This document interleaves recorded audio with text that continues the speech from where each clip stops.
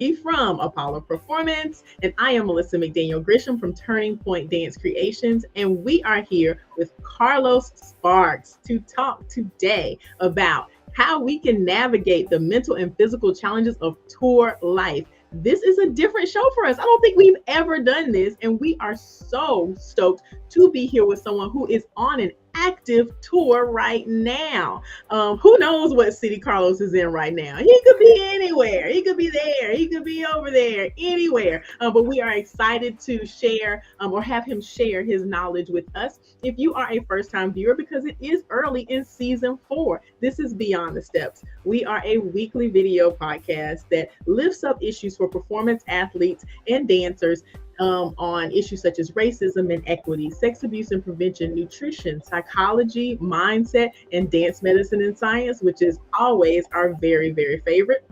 You can find all of our episodes on YouTube at Apollo Performance or at TP Dance Creations. You can share and like this episode at any time you want to and call people over to watch it because it is going to be a gem. So please make sure you stay tuned because I'm sure Carlos has a load of knowledge from the time that he has been on the road for the past few years. If you have comments or questions, drop them in the chat. We want to hear from you. We want to hear what you have to say. We want to get those questions answered if at all possible. So make sure you use our chat. And without further ado, I would love for Bree to introduce Carlos.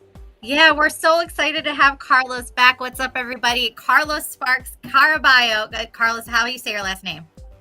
Yeah, that's it. Caraballo. Caraballo. I Nailed did it. it. See, Nailed it. I nailed it. Yes, happy Friday.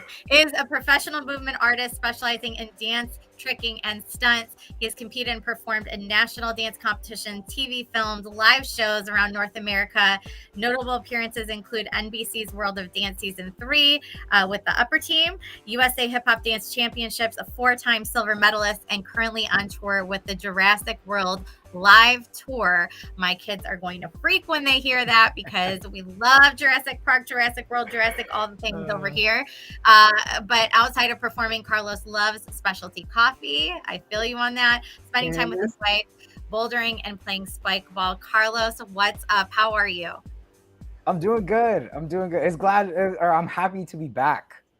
Yeah, you're living the dream. So before we got started, you were just sharing, which is a great segue into just the episode in general, how much your life has changed in the last year since we had you on last. So talk a little bit about what's been going on with you. Yeah, so I think when we last talked, I still had an apartment. I still had like a home address. And now that is no longer the case. Honestly, I've been on the road for so long. I'm on the road for so long as well that it literally logistically doesn't make sense to have a place. It made more sense to just kind of let the place go, live on the road, save up. And live this new life. So to give you guys some perspective of like what my I want to say like weekly life is every week I'm in a new city. This tour is easily the most significant tour that I've been on. So every week we're in a new place. That includes a bunch of different cities in the United States. And then this season we've gotten the chance to go to Vancouver, British Columbia.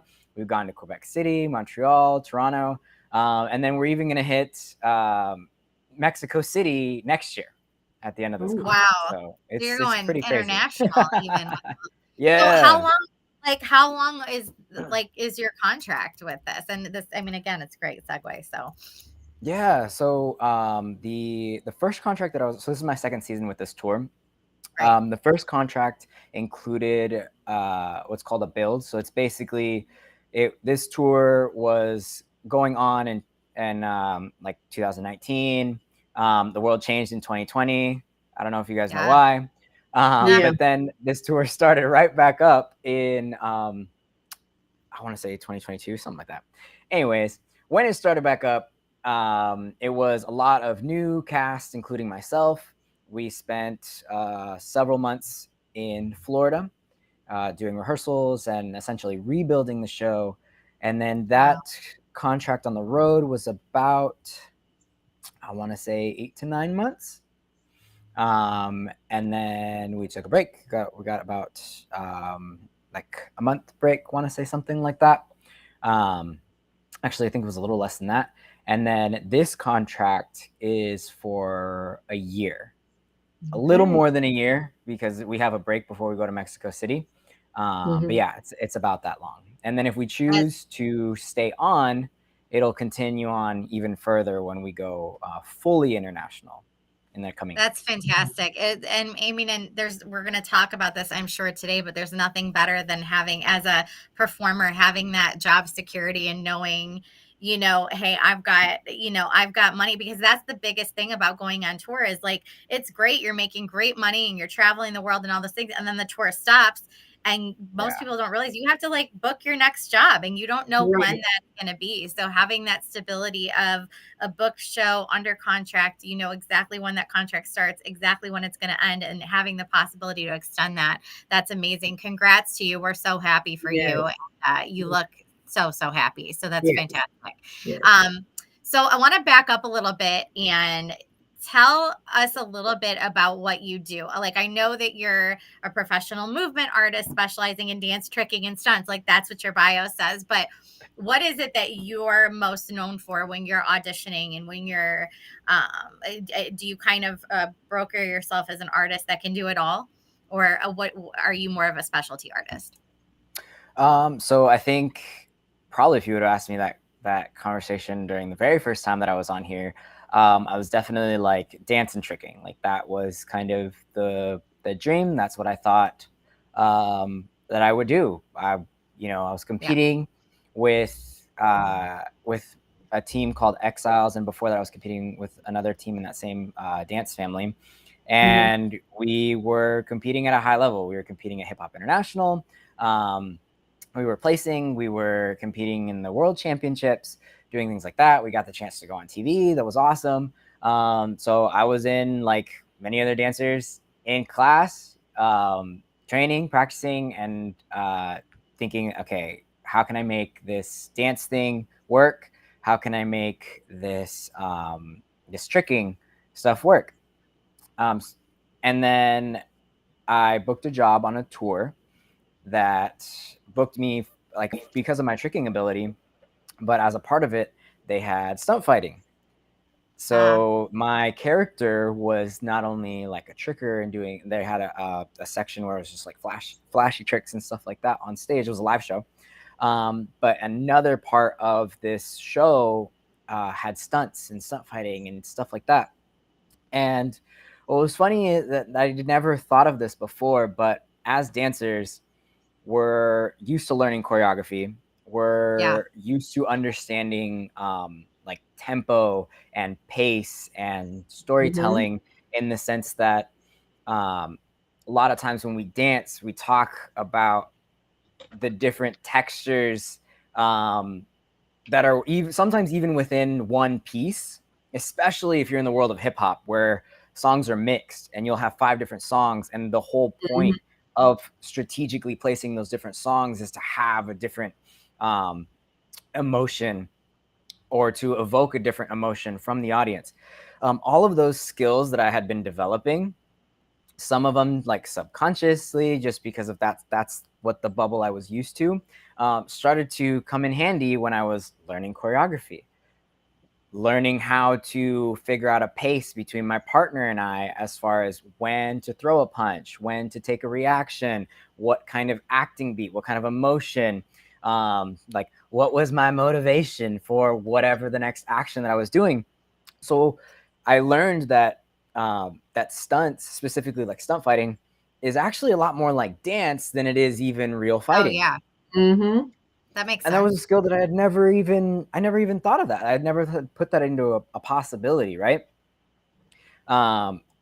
So I kind of saw that as an avenue, and I realized that, like, oh, I really enjoy this. I get some of the same satisfaction that dance gave to me, and still does, but I now have a whole other way of finding work and finding employment than I felt. And this isn't the case, but I'm just telling you my mind frame when I was competing and stuff like that. I felt like the easiest, no, not the easiest, but the most obvious forms of employment would be either being a dance studio owner slash teacher choreographer, so being employed by a studio, or being like an independent dancer getting gigs, yeah. and competing in that. And to be honest, like I wasn't the best dancer even in my own community. Like just being real, I had the special skill of tricking that not a lot of dancers do. So that kind of leveled the playing field a little bit. But I was like kind of looking around and be like, man, if I'm going to just like purely dance auditions, Right. I'm gonna get schooled. It's You such know? like a classic testament to like everything we hear in the industry about be open to opportunities that may present themselves, be open to what they might ask. Like, you know, if they ask you to do something outside of your comfort zone at an audition or on a job, it's just how it can lead to more jobs if you just say yes, right? If you say yes and you open your mind to the possibilities, it's just fantastic. Good for you. And to your point is, I never thought it was a possibility, and I was kind of getting bummed at the fact that like I'm just gonna be another, you know, story of somebody that ages out and then doesn't know what to do. Yeah, and then I'm fortunate enough to where I had like I went to college. I was, you know, I had knowledge that I still currently use. I do it as being a coach and stuff like that, and like a fitness coach and everything.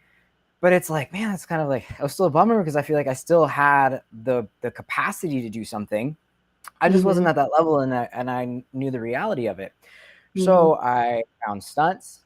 I started learning like, hey, if any of your audience are B-boys or B-girls, you do stunts, whether you don't even know you're doing stunts. Yeah. Because, so, I'm sorry, I'm gonna sidebar, but I'm like, no, sir, we love it. We love good sidebar. All of these things make sense that I didn't know, and so I wanted to share it with somebody that can relate. So my knowledge of choreography and like emotion and all of the things that go into a dance performance, boom, that relates to fight choreography because it's all the same stuff. It's knowing your distance, it's knowing your emotions, it's knowing your choreography, and it's knowing like, hey, you got to pay attention, right?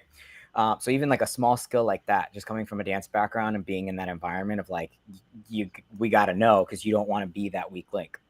Then I was a B-boy. That was my first style that I ever learned when I learned how to dance. So I understood the concept of hitting the ground in a way that wasn't going to hurt, landing on my upper back, avoiding my hips, avoiding my lower back, things like that. So what I didn't know is, but did you teach yourself those things? Like you just taught yourself that naturally from developing the skill. You weren't necessarily taught that with the anticipation, hey, I'm going to be doing this one day, right? No, I was trying to learn those skills so I could battle and win tournaments. Yeah. Right. Right. Yeah. But I started learning like stunt falls, and I realized I was like, oh, this is the same stuff. It's the same. The only difference is now I don't have to make it look clean. Right. Because the point is that it doesn't look clean when you fall. Clean, right? It's supposed to be realistic. Like I should really even fall less here. pressure. I should actually fall. Wow, that's amazing. Who knew? And it's the same thing in I mean, you look at more well, like traditional, if that's for lack of a better term, dance styles. You learn how to go to the ground without hurting yourself. And dancers, a lot of time, we don't get mats. We don't get like we're either on Marley or hard floor or, you know, whatever. And those are knowing how to have the body awareness to keep yourself safe in explosive movement, again, is another skill that translates to stunts that I would have never known. So then fast forward to now, I got into stunts. I really love it. I auditioned for this job, which had a stunt component, and now I'm here. And like that's what I'm trying to pursue. That is so amazing. See, That's how it works. You How never it works. ever know, and you never have to leave dance. You don't have to leave it. You can depart and you can branch off, but you never actually have to leave it. So that is just such a great story. Thank you so much for sharing that with us. And I know that there are, you talked about, you told us about, you're only home 8 weeks out of pretty much a year, and you're very fortunate that your wife is traveling with you. But there are a lot of stresses that go along with touring and not being in the same place on a regular basis. And Bree talked a little bit about, when is this tour going to end and what does the money look like.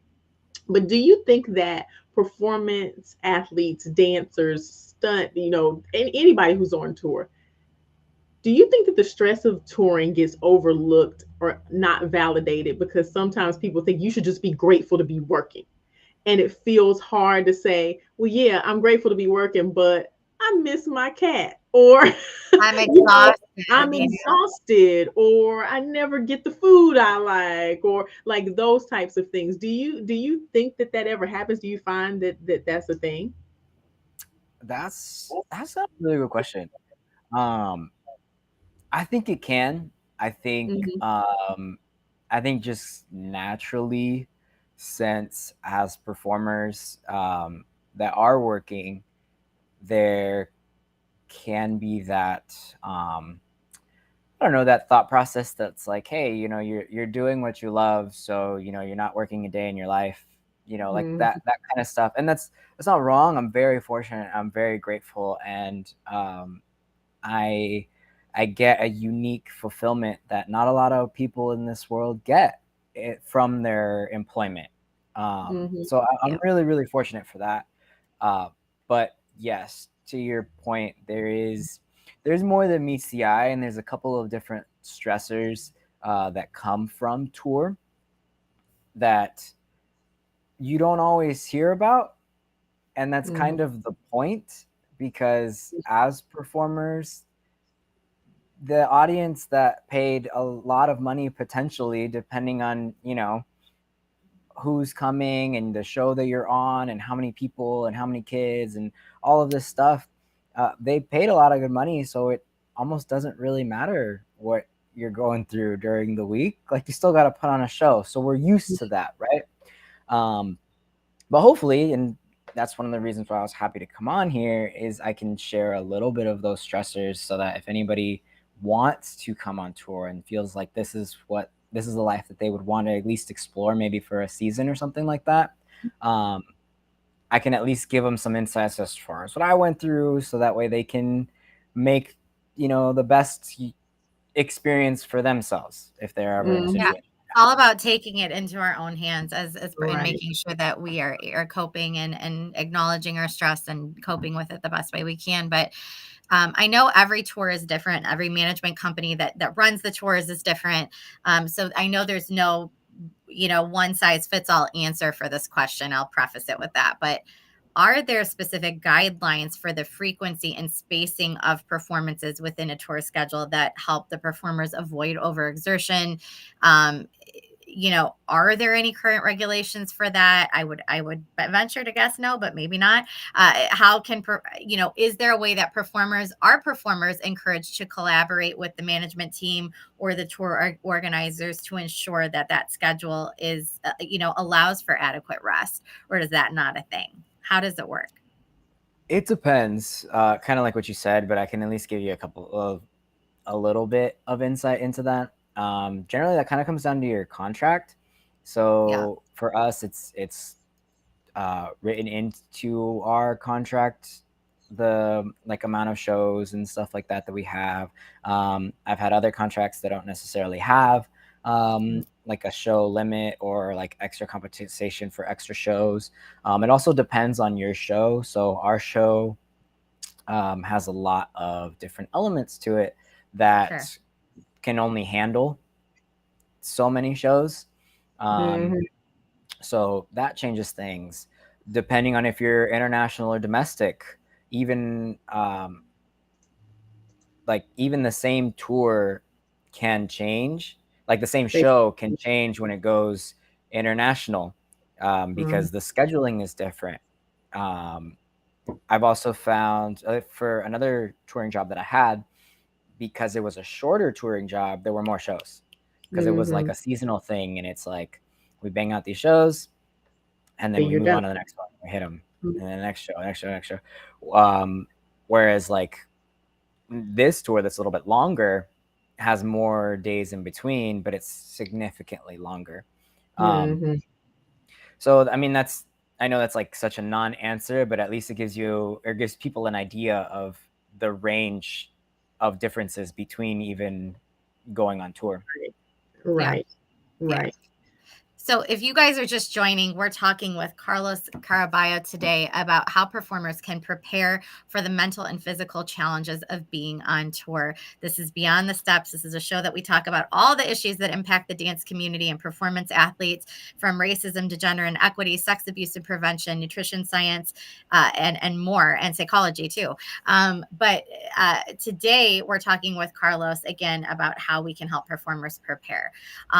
Carlos, how can performers incorporate mindfulness and relaxation practices into their tour routines to support mental health and well-being? Because I would imagine, we're going to talk about the rigors of the tour life throughout this episode, but I would imagine mentally it takes a toll, especially, in the beginning. I can imagine the excitement of the tour and the newness of it all is it's really exciting and fun. And everybody's like, gung ho and high energy and it's fun and everybody's vibing and all the things. But as that goes on, you start getting sick of people, you start getting sick of yourself, you just want your own bed, like it starts to take a mental toll. On top of that, we all know the role exhaustion plays in having a healthy mindset. So what are some techniques that you've seen used or that you use yourself to support your own mental health and well-being? Yeah, so I'm really glad that you mentioned that, because that's probably one of the most overlooked elements of being on tour. I feel like there are definitely physical stressors, absolutely, and I hope that we get into those and I could talk about those for sure. But like the mental side of the thing, I think was the most. I think I was the most ignorant of when coming on a tour.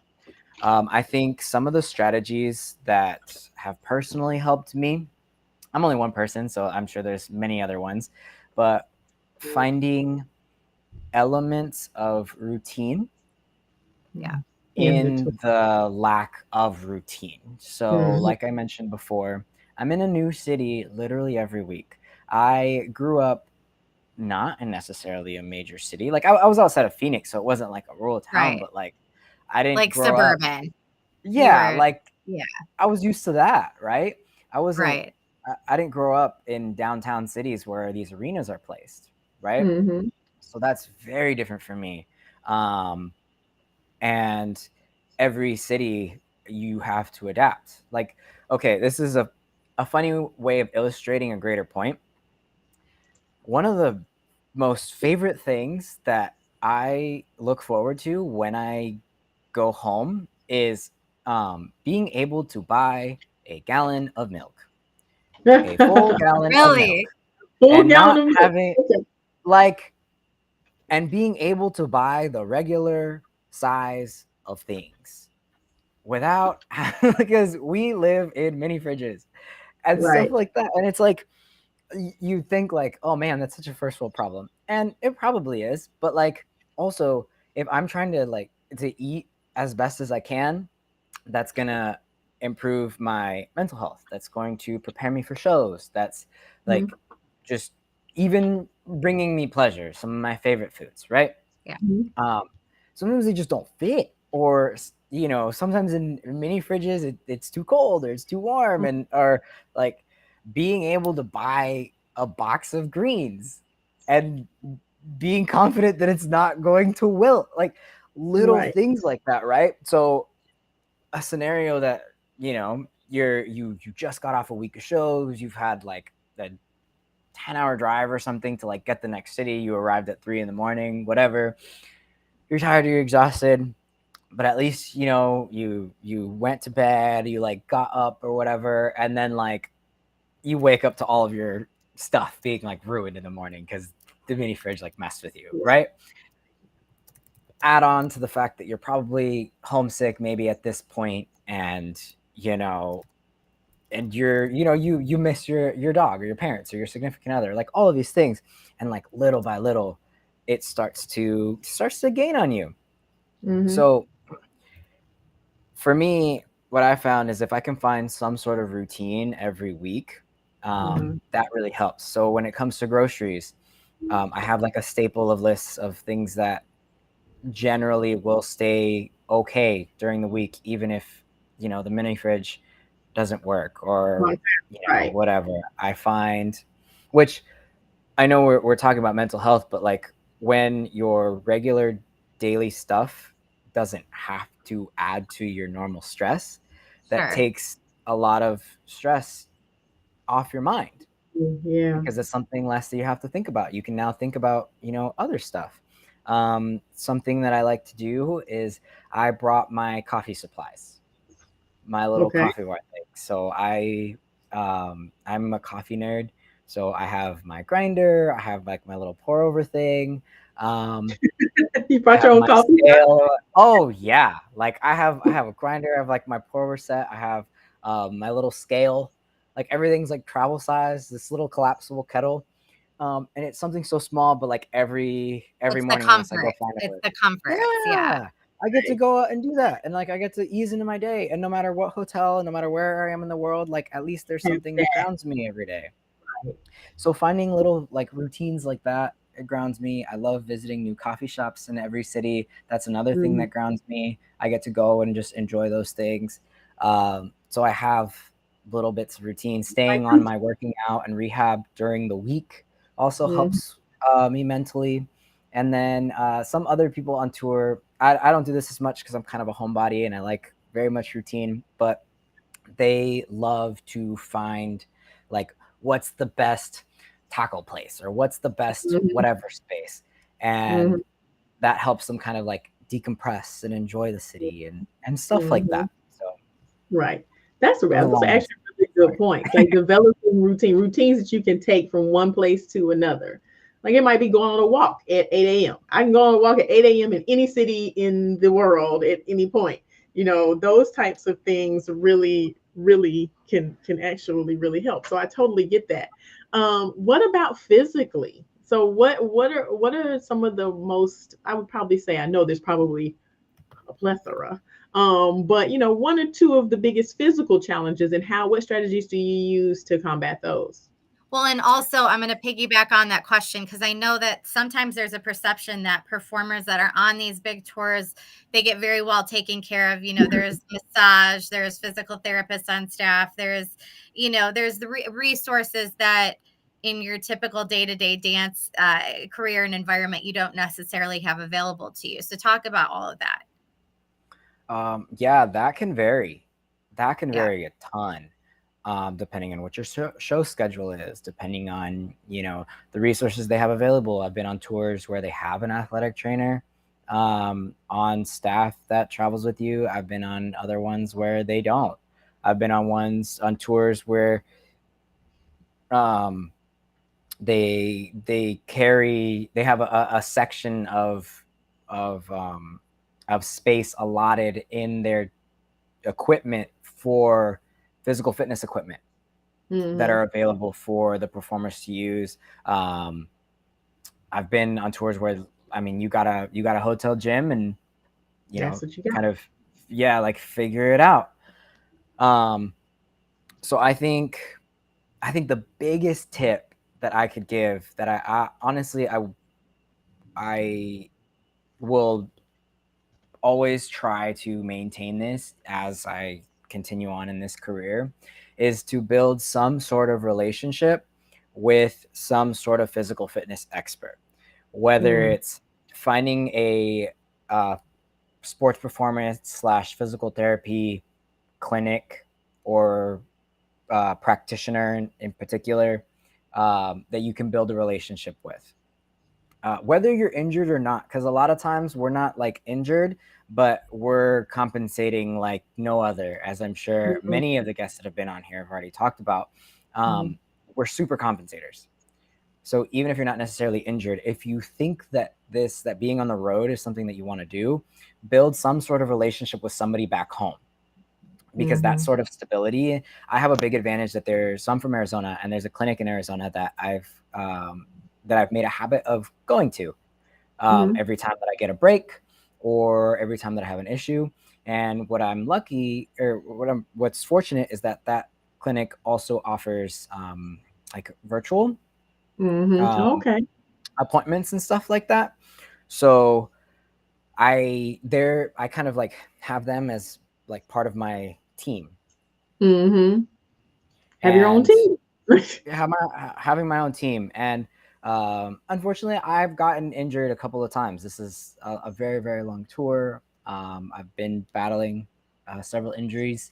But what's really helped is that I have somebody that knows me already. They know what I do.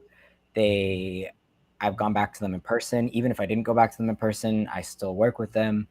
That's part of my team. I also just brought on somebody to take over my strength and conditioning as well. And again, I'm working with them virtually. I understand that not all of us have the means to be able to do that. I didn't have the means to be able to do all of that right off the bat. But if you can develop some sort of relationship with somebody like that to be on your team, I promise you, yes, it can seem very expensive, but what's a lot more expensive is when you get knocked out of shows because you're injured. Yeah.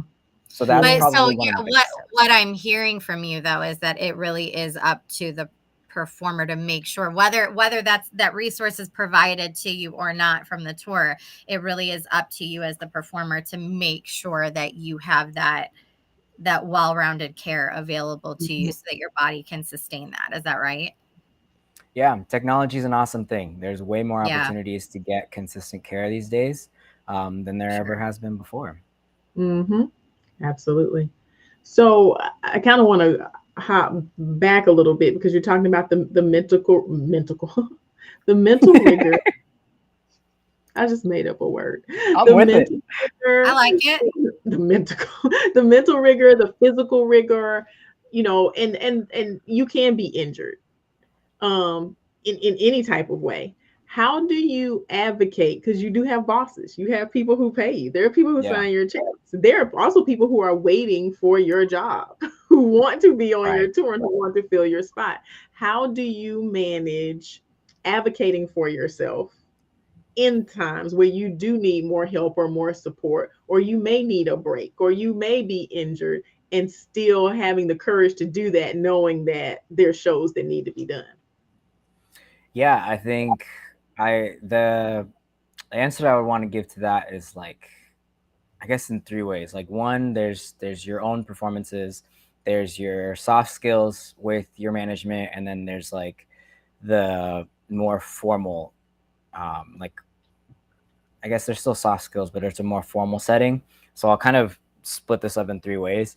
So the first one, advocating, a lot of times places of employment have a formal chain of command, and you can follow those chains of command. Like in both of the tours that I've been on, there are the equivalent of a captain of some sort in some department. So that would be the first person to go to. You can elevate that further.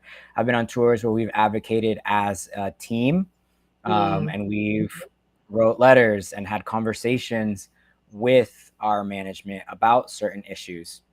So there's the formal way of doing that, and every job is going to have their way of doing it. Some are better than others, but at least a lot of times they have an avenue. So know know and appreciate that there's that.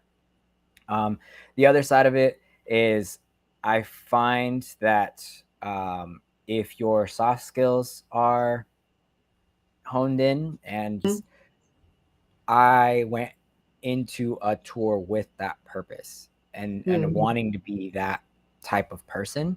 So then when I did get injured, I was able to use all of that like social capital and like credit to advocate, because I literally heard this back to me where it was, oh, if you are saying something, that means that this is a problem to look into.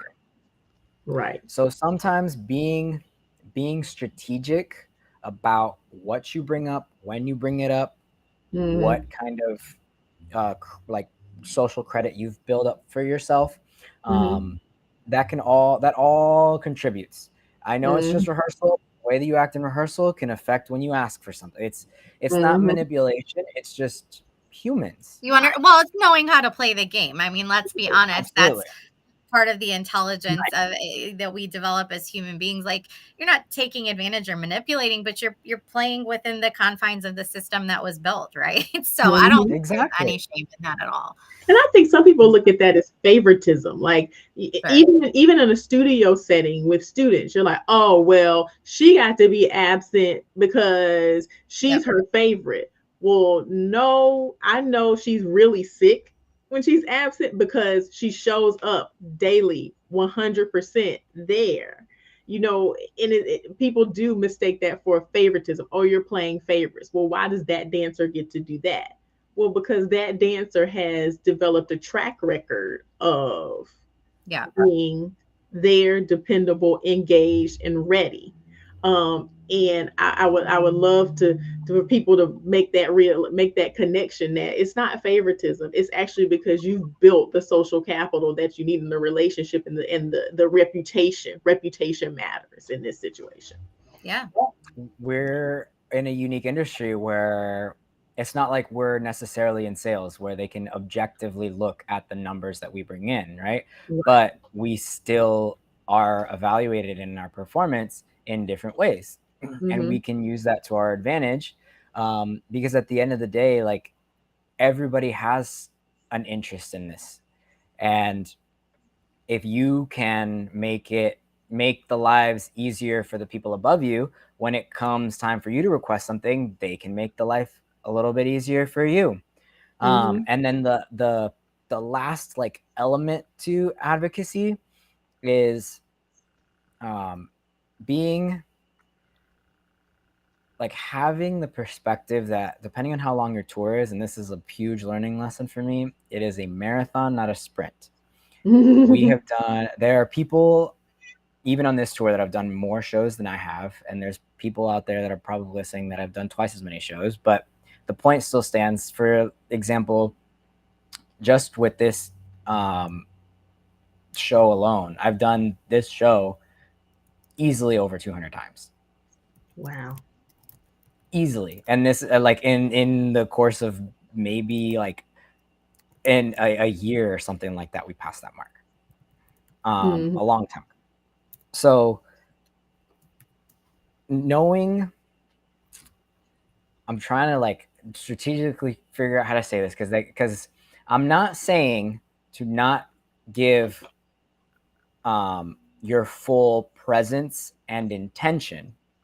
But what I'm saying is, if you have this many shows, learn the pace that is required to give a excellent performance, not necessarily your everything on every second of your performance. Right.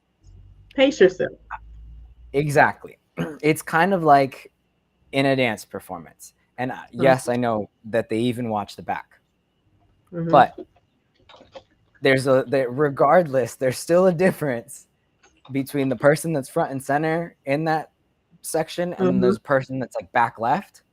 And if that person in the back left knows they've got to be in the front and center in the next set, there's a different level of pacing.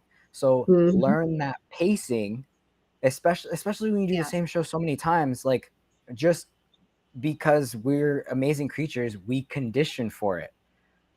So learn that pacing, because that's what they also, I know it's that they don't always say it, but in a sense, that's actually what you're being paid for. You're not necessarily being paid for to go 120. You're being paid for to be consistent to the level that the show requires every single show. Right. And that's the word that popped in my head. You want to be consistent, consistently excellent, not really excellent and hideous, and really excellent. you don't want spikes. You want to keep, now your plateau should be high level. You are a professional performer, but you gotta learn. I mean, and y'all, that's life. Life is pacing. Sure. Like, listen, I'm a horrible wife today. I ordered dinner, I didn't cook it, and now I'm taking a nap. But tomorrow I'm cooking homemade X, Y, and Z. It's because I have more time today. And so that pacing of life is another one of those transferable dancer skills that you learn. Like, life is a pace and so is a performance. So I totally get that. If you are just now tuning in, we are talking to Carlos Sparks about tour life and how we can navigate mental health and physical health and what are those challenges and how we can best advocate for ourselves. He has dropped so many gems on us from an active performer who is on tour right now. If you want to watch the beginning of this episode from the beginning, please go to YouTube at Apollo Performance or at TP Dance Creations. Like, share, and subscribe. You will all get something from it. If you are even thinking about auditioning, you gotta watch this show before, because once you audition and you get it, you're like, oh yay! And you haven't thought about any of the stuff that Carlos has brought up to us today. So please make sure you're watching that. One of the things that I want to bring up before we kind of move to closing out is the toll that touring can take on family and relationships. We mentioned a little bit earlier, Carlos is very fortunate that his wife is on tour with him. So they get to live the nomadic lifestyle together, but that is not the case for most people. What is the advice that you would give to the families of touring performers? Yeah, that's a great question, because I've been, like you said, I'm very, very fortunate that my wife is on tour with me. She's also employed by the same company. She works in a little bit different of a capacity, but she gets to travel with me, and she's in a very similar schedule as I do. But that was not always the case. So I think one of the biggest tips is, one, if you're not in that place in your life yet where you have a lot of strings, or you have a family yet or anything like that, that might be the perfect chance for you to at least go try out tour life and see what that's like. And that could also be a springboard for experience into the next thing. So that's awesome, right? But for the people that do have families, one thing that really helped me before I came on tour is I had the conversations of a plan to still stay connected. For my wife and I, it was, what was the schedule that she was going to come visit me, or that I was going to fly back home. Obviously, a lot of these conversations you can't always know for sure before you're actually on tour. But it definitely is worth having preliminary conversations of like, hey, what frequency are you looking to see each other? What's realistic in our budget, in our time, in our schedule, stuff like that. Sure. Right. What's the type of schedule that we can have as far as staying together? Like, my wife and I, we used to have FaceTime dates where I would set aside time and like, hey, that was her time, and I would find a spot and we would just have that. We would, like, back home, we love to go to coffee shops. So we would, like, each make a cup of coffee at home, and then we'd have like a FaceTime date and have coffee together. Little things like that we talked about before I was even on tour. So stuff like that, it really does help to have those, because once you're there, I can tell you, once you get there, especially if you're part of a show build where the show's not necessarily set, it's currently being built, and you have so many rehearsals and stuff like that, you just get lost in the sauce. It comes at you so fast. Yeah. There's so many life changes that happens. I don't even know when I'm gonna do laundry, like all these like little things. And then the unfortunate part is, like, since you're in such a bubble, that can take a toll on your family that's still living their normal life, right? Right. It's so true. So my husband toured with a national convention, and he was, taught for a long time, and then he moved into a director position, but he was gone, Thursday or Friday through Monday every week for, 10 months out of the year. And it was a lot. And I think in the first, when I met him, it was funny to see it span the course of our, as our marriage grew, our family grew. I met him doing it. So it's not like, I was very aware. I had my own thing. It was good. Like, we'd be happy to see each other. It was magical, for a long time. Then we got married. And then, Right. I started going to work in a regular job, not a regular, I was in a dance studio, but I was gone all day, every day, managing and directing that program while he was on the road. So he would come home and feel like he was kind of lost at the studio. And I'm like, well, life goes on, and then we had kids, and then we have two little ones at home. And then my attitude towards his tour changed a lot. I was really frustrated and resentful to him at times because he was getting to go off and live the glamorous life and just be worried about himself and what he had to do on the road. And then I'm at home with two little babies, my job, dealing with the day-to-day life. And then, all of a sudden the bickering starts a little bit more. And then the next phase of that, well, what I wasn't understanding is when he was on the road, he was feeling like he was missing out. Yeah.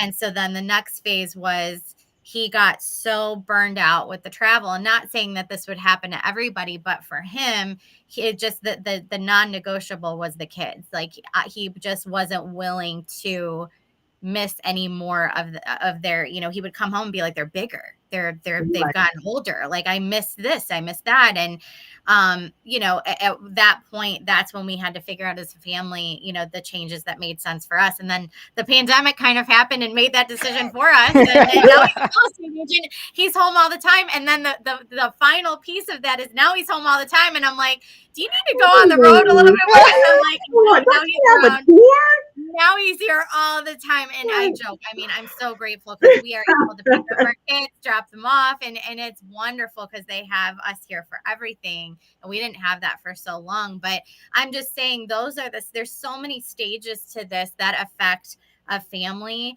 from being single to being married to having children, and even like feeling different about children when they're first born versus when they get to be 6, 7, 8 years old. You really have to constantly evaluate your priorities, and is this worth it for our family? And I think, I'll just leave it at that. Yeah, absolutely. And that evolves, it sounds like, based on where you are and what stage of life you're in. It sounds like it totally evolves. I want to get to homework because that is the crux of this show. We ask people every single week to do something, take action. So Carlos, what is the one action that you want our listeners to take between now and next week, so 7 days, to make progress in this area, or to take action on some of the things that you've said? I would say start building your team. If this is anything at all that you are interested, even a little bit, start building your team. So when I say that, I mean what I talked about before with finding somebody that can help you with your, physical fitness. Somebody so that's like, the physical fitness aspects, somebody that can help you with the mental side of thing, whether that's, hey, finding so my wife and I, we found a couple that the husband was in the military. So they dealt with this on a whole nother level. And we can call them if we're ever having issues. So we're building our social team that helps us mentally and spiritually. And then if there's any other element that really brings you joy, any part of a community that really brings you joy, whether it's, hey, your old dance coach or your current dance coach or your captain or your best friend or something like that. Stay connected to those people, because when you're on the road and everything's crazy, it really helps to have a group of people that can ground you during the crazy times. Yes, that is awesome. Awesome advice.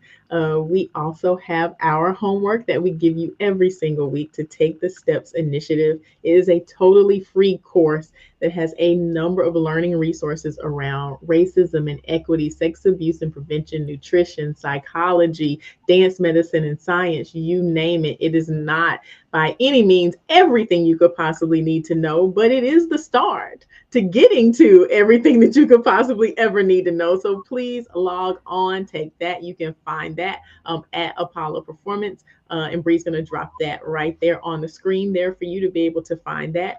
Carlos, how can people follow you? And we want to, I mean, we need to know where you're going to be. So make sure that you give us somewhere to find that as well. Yeah, the best place to reach out to me is definitely my Instagram. I'm Carlos Sparks. I came from a hip hop background, so we spell everything wrong because we think it's cool. So it's Carlos Sparks. Sparks is SPARXZ. You'll find out wherever I'm headed, what roles I'm doing.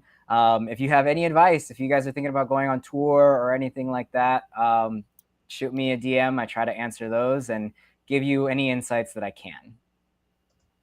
Awesome. It's right there on the screen, that Instagram handle. I love it. And what's the tour website, Carlos, so we can put that in too? Yeah, so the tour that I'm currently on, the website is JurassicWorldLiveTour.com. So it's JurassicWorldLiveTour.com. You'll see everywhere where we're going. I'm making a petition officially to make sure they come let's go. And if you're in the area, come through. Yeah, it's a fun show. I know Carlos. Yeah. So reach out to Carlos with any questions. He's so great. All of our guests have been great about just being a resource for people that, need guidance and advice. So definitely take advantage of that. If you have questions for Carlos, he's happy to answer. And make sure you give him a follow too. So new this season, before we close out, we're doing our Flashback Friday episode. So one Friday of each month, we are going back to the vault for one of our favorite episodes. It's a surprise. We never know which one it's going to be till we pick it. From seasons 1 through 3, you'll probably see Carlos in some of them. We have so much fantastic, helpful content that it needs to be seen. And if you've already watched it, watch it again. I can't stress how important the information is, and share it with your fellow parents, colleagues, and even dancers. It's a great time to get familiar with Beyond the Steps, catch up, or just make sure the info is in your head, because we know it takes a few times to really get in here. But we hope you'll join us next week, November 17th, and be sure to share. After that, we're on hiatus for Thanksgiving. I can tell you we are immensely grateful for all of you and the opportunity with you each and every week. We love our Beyond the Steps audience and are excited to see where season 4 continues to take us. It's already been so much fun. Melissa, any special Thanksgiving plans? Going to the in-laws, heading down to South Carolina to spend Thanksgiving down there.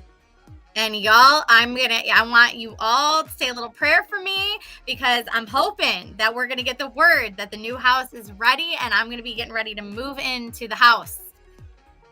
So we get rid of this background. Yeah. But we'll see you back here on December 1st with a brand new guest, brand new episode. Until then, wishing you and yours a very happy Thanksgiving holiday. And we hope you continue your journey beyond the steps.